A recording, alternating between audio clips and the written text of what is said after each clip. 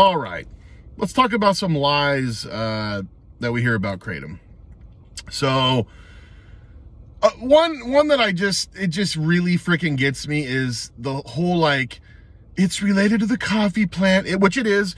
It's related to the coffee plant. It's totally safe. It's not addictive. It's just like coming off coffee. No, it's not just like coming off coffee. It's a bit more than coming off coffee, okay? And I know some people really have a hard time coming off coffee with the headaches and stuff. Well, then you're really going to have a hard time coming off Kratom if you have that hard of a time coming off coffee. Just saying. That is a bunch of bullshit, okay? Yeah, it's related to the coffee. Yeah, the poppy plant. Hey, I'm sure that's somehow related to the dandelion or some other flower. It doesn't mean it's harmless. I don't understand that logic. Anyway, but that's what vendors like to tell you too. They like to tell you these kind of things. You know, it's just part of, you know, when there's money and you're selling stuff, that's just what it is. And then when you have people taking it, you know, and they want to, I don't know, make their situation seem better or justify why they're using it, whatever, they'll tell you the same thing to make themselves feel better. Okay. I talked to hundreds of people that are addicted to Kratom that will agree with what I'm saying. They'll tell you the same thing because they fell for the bull crap or, you know, whatever. It's an opioid. Kratom's an opioid. Okay. It hits on your opioid receptors. That's what an opioid is. It's not approved by the FDA or regulated or anything like that. So it hasn't officially gotten that title. A lot of people say it is a mix between a light opioid and like a benzodiazepine for them. I don't know. I don't really remember that. It was more of like an opioid to me. But a lot of people have just major anxiety coming off Kratom. And I will tell you, I remember that sticking out, you know, obviously the diarrhea and some aches and the sniffles and sleep sucks and stuff. Like, you know, I always say it's like opiate detox light. But the anxiety coming off of it is for real. Like, I remember that sucking. This is another one.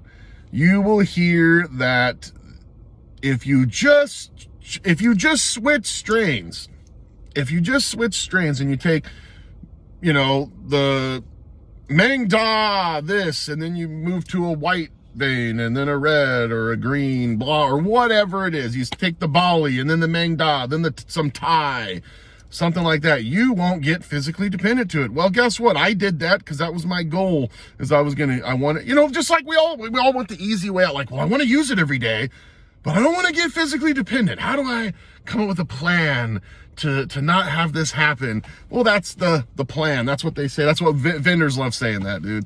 Because then you just buy more from them and different varieties. Well, guess what? It doesn't work. I did it with everything, dude. I got every strain I possibly could back then. It was probably 9 to 12, you know, probably 9 consistently, and then sometimes I could get a few more. I don't really know.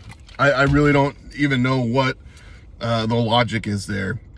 If it's hitting on your same receptors, maybe, you know, I do remember like some green stuff I get. Well, it was all green, but something green, Thai green or something, made me a little bit more energized. I feel like the Mang Da was probably the very best at like you know, to sedate.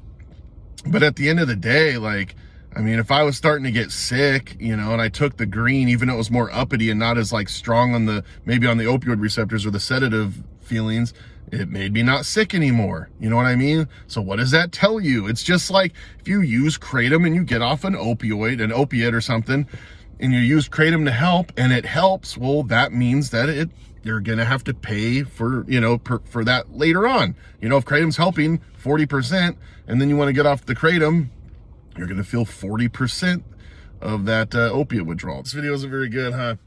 What is that guy doing? Really, and the other thing that we just got to remember is Kratom isn't regulated. It's not always just like this pure natural leaves. And people have taken these apart and tested them. Some of these capsules and stuff, dude. They have found morphine in them. They have found Vicodin in them. If you are a Kratom advocate, you might go, well, see right there. That's the only way. It's because those were tainted. That's the only reason why people we're getting physically addicted, you know, getting addicted to them and dependent on them. No, that's not the case either. So don't listen to that lie either. Kratom by itself is going to cause some issues too. Okay. It does. You know how many people I know through this channel, and then I know people in my life that, and then I myself dabbled with Kratom heavily, and I have videos on that. I've been around it too much, dude. You're not gonna pull a fast one on me, all right? I'm gonna piss people off with this video. I don't really care, but the bottom line is Kratom isn't harmless, okay? It's very addictive.